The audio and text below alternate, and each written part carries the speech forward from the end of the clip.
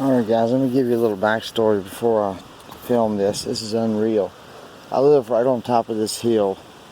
There's a little gully right here. I found a spur, all kinds of bullets down in these woods. Used to be an apple orchard back in 1865. And the Union camped here, and I guess the Confederates camped here. I've been after this yard here for a long time, and I finally saw the guy today. I just got done staining the deck because there ain't no grass to mow. It ain't rained here in 2 months. Anyway, I was doing this yard, doing this bank here. I ain't found nothing good. Come up here, got in the guy's yard, and look at this, guys. I've never found one. Look at this. Oh my gosh. I have no clue. I mean, I know it's a buckle. I know it's probably Civil War.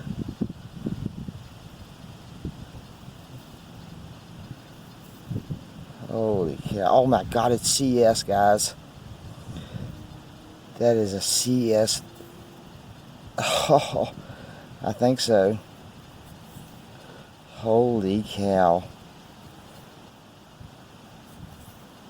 That's a CS. Oh my God.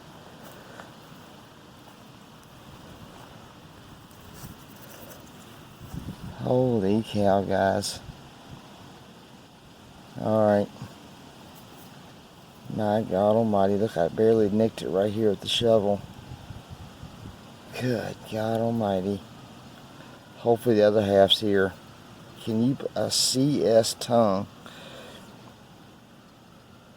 Oh, alright.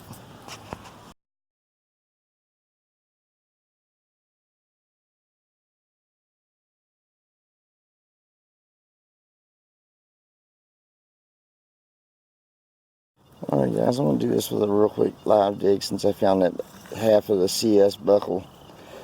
This right here is coming up a 93, 94 right at the base of this tree. It's a good chance either a silver coin or that half that buckle. I'm going to dig way back from it. I'm right out here. I'm not used to doing this.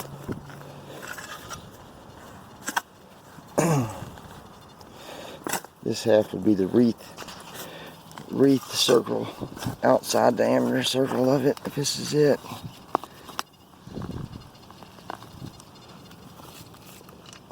Ain't no way. This is it. It's gonna be unreal.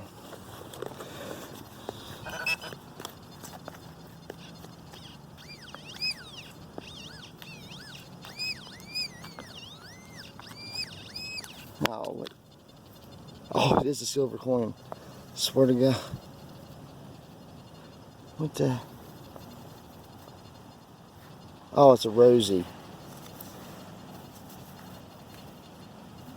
Alright. Well, shoot, it could have been worse. That's pretty cool. At least I got a rosy out of there. 51. That'll be right up against the base of the tree. Alright. Alright guys, real quick, I just got an 84 signal in this hole. Just popped a positive. It's going to be like a fake ring. Pretty stone in it. I'll look it up later. I'm pretty sure it's just copper. Alright. Alright guys, I'm a couple holes from, I dug that. Oh, I didn't show it. I dug a buffalo nickel here. Or no, the ring here and a buffalo nickel about 20 feet behind me. Then made another swipe down and back up. And just dug this. I forget what it rang up. But look what I see, guys. It's a U.S. collar disc, I believe. The only reason, I mean, I can just... Yep. Oh, man. But look, the back's broke. Back's broke. Yeah, it would have been a threaded piece. Check that out. Man. I don't remember it being convex like that. Maybe that went on a hat. Anyway. It's pretty darn cool. Hope I didn't cut that off, which I can't imagine I did. Anyway, very neat. Alright. Alright. Alright guys, this is a wrap up from let's see, three short hunts.